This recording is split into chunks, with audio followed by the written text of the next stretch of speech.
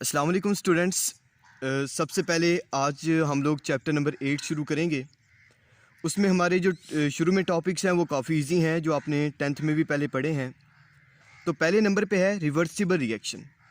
ऐसा रिएक्शन जो कि फॉरवर्ड भी जाए और रिवर्स भी आए, मींस के रिएक्टेंट मिलके प्रोडक्ट भी बनाए और प्रोडक्ट टूट के दोबारा से रिएक्टेंट भी बना दें।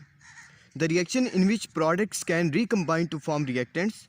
ऐसा रिएक्शन जिसमें प्रोडक्ट दोबारा से मिलके रिएक्टेंट भी बना सकते हैं, उस रिएक्शन को हम लोग रिवर्सिबल रिएक्शन कहते हैं।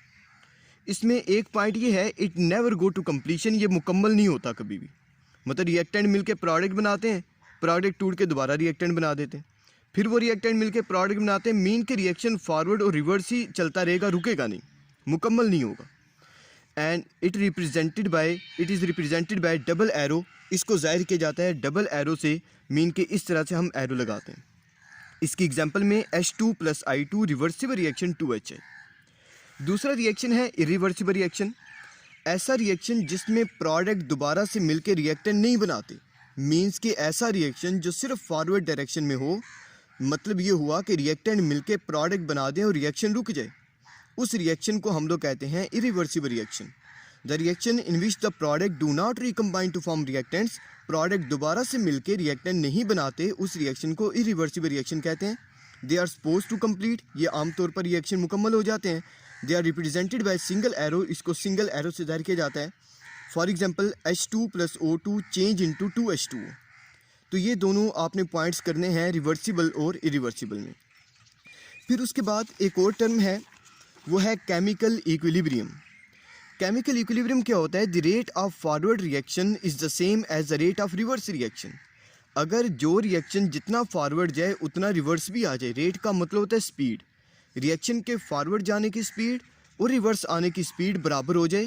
The composition of reaction mixture remain constant. तो ओवरऑल कोई भी चेंज उसमें नहीं आता। मतलब जितना रिएक्शन फॉरवर्ड गया उतना ही रिवर्स आया।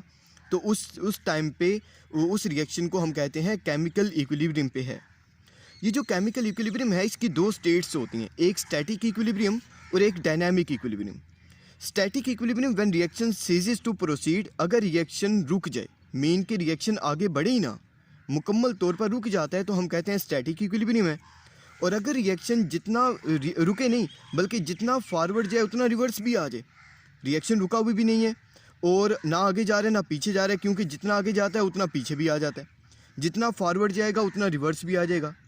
When reaction does not stop, only the rate of forward and reverse reaction become equal to each other but take place in opposite direction।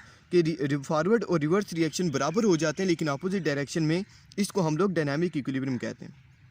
यहाँ तक ये जो हमारे सारे टॉपिक्स हैं, चार मैंने आपको मेन बताए हैं। एक रिवर्सिबल रिएक्शन और इरिवर्सिबल रिएक्शन, इसके बाद केमिकल इक्विलिब्रियम, स्टैटिक और डायनामिक इक्विलिब्रियम। ये चारों टॉपिक्स आपने 10th की बुक से याद करने हैं, क्योंकि वहाँ पे एग्जैक्ट डेफिनेशन लिखी हुई हैं। उनमें से कुछ मैंने थोड़ी सी आपको ये लिख के दी हैं, तो आपने 10th की बुक से इसको याद करना है। क्लियर है? नेक्स्ट वीडियो में हम आगे एक और टॉपिक को कवर करेंगे। Thank you.